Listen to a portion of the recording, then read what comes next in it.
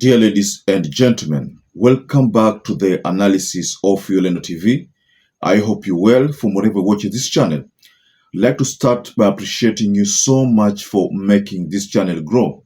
If you wish to support us, just subscribe to our channel and give this video a like. So in this analysis, ladies and gentlemen, I'd like us to address the question that many people have been asking about the whereabouts of RAILA Odinga. So, on the first day of the second round of demonstrations, which occurred on the 19th of July 2023, there was a lot of allegations as to the whereabouts of RAILA Odinga. So Winnie Odinga, the daughter to RAILA Odinga, has decided to disclose the true whereabouts of RAILA Odinga. I want to remind you, ladies and gentlemen, that yesterday we did a small analysis here, whereby in that analysis we shared pictures of our police who are at the entrance of RAILA Odinga's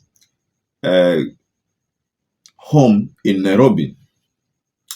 So many people wondered whether RAILA Odinga was there at his residence, but we were a bit cagey about whether RAILA was indeed there. But then, throughout the better part of the day, another video surfaced where RAILA Odinga was in I think Migori County, and I could see him, in that video mingling with locals, and they were playing a small game there.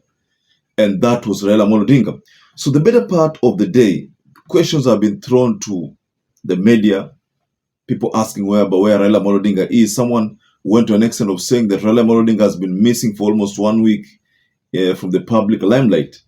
So all these questions did not get answers until that video surfaced where RAILA Odinga was either in Migori County or Homa Bay County, and he was seated there with the locals playing a game hapo kidogo. In Luos they call it a joya. So Winnie has sent a message, went to his Twitter soon after a Twitter handle by the name Omwamba shared his tweet. So let's first of all start by reading what Omwamba said, a tweet that provoked Winnie Odinga to respond to. So this is what Omwamba said. Baba RAILA Odinga is not in Karen. Baba RAILA Odinga is not in the streets. Baba Odinga is not in hospital. Where is Baba RAILA Odinga amidst all these demonstrations? So that tweet is what prompted Winnie Odinga to now respond. And this is what Winnie Odinga said. Tulia, Baba ako sawa. Stop making it hot. And then she went further and also share another tweet, and she said, sasa hii story ya baba imetoka wapi? Baba ako sawa, tena alinibona story ya gym 30 minutes ago. Meaning, from that tweet, if at all, and that tweet was posted around 5 hours ago at the time I was reading it. So if this tweet is true, then it means RAILA and Winnie walikuwa pamoja, and from this tweet it says that RAILA alikuwa anaenda gym. I want to tell you, ladies and gentlemen, here that if you look at the events of the day, I think it met the objective of Azimio. Azimio's intention was to have this thing to become a Kenya-driven purpose, not a RAILA-driven purpose. So RAILA Odinga was just initiating a process whereby you, a common mwananchi, can picket, can demonstrate, and you should not fear. I think this is what RAILA Odinga has been advocating for. So it doesn't have to be on the public domain for him to be seen relevant. The people can peacefully picket. Of course, the police should provide guidance. They don't have to beat the demonstrators like we saw. There's a very disturbing picture of a policeman who was spotted in Mathare with a shotgun, and what followed is that there was a small child of I think barely 12 years there who was shot on the leg. That was pretty disturbing. There's also cases of in Nakuru, where I understand there was one Kenyan citizen who was also shot, I think in the eye. There is a case in Makindu. There are so many other cases.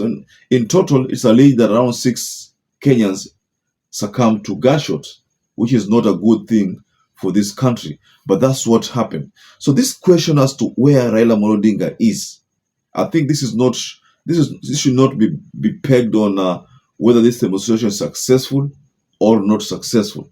With or without Raila Odinga, the demonstration are supposed to be successful because it is not about him. It is about the common mwananchi. The common mwananchi should speak, not Raila Odinga. So he said that sometimes go there that yeye ana shida. Hata unga ikiwa how much he will still buy. He will still be able to afford it. So these people who keep asking for where is Raila Odinga, I think they should just desist from that. One of the things that I know this regime is doing is trying to gag the opposition and allowing themselves to be the only people who are speaking. Because let's take, for example, let's go to Kilifi, where in Kilifi there was total shutdown of demonstrations.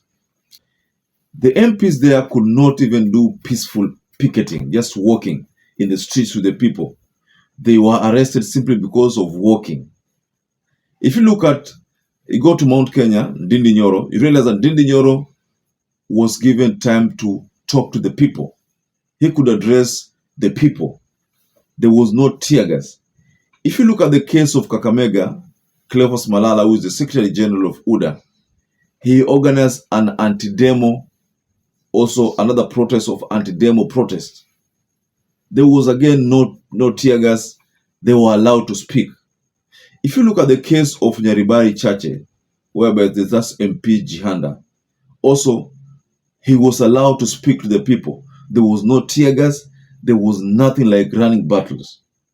But the good thing is that the people spoke by first heckling the MP and telling the MP that they didn't want those small tokens they were being given. So this is one thing that we realize, that what the government is trying to do is to forcefully gag the politicians allied to Azimio and then give themselves a privilege to talk to the people. So this is not something that is welcomed because it is not a fair game, a fair ground. What we are seeing here is simply a government being retrogressive in matters of democracy. This is not what is expected in terms of freedom of speech. All Azimio MPs who have been advocating for reduction of the high cost of living, their securities were withdrawn. A number of those politicians were arrested simply because they were speaking to the people. That is what they were not allowed. So also Raila Odinga, there was a plan to have them arrested. That is, if at all what Kuria and Cheriot been saying, if at all that is the case, and if at all what Ndindi Nyoro also said, that kama yeye ni mwanamume angejitokeza, what was that?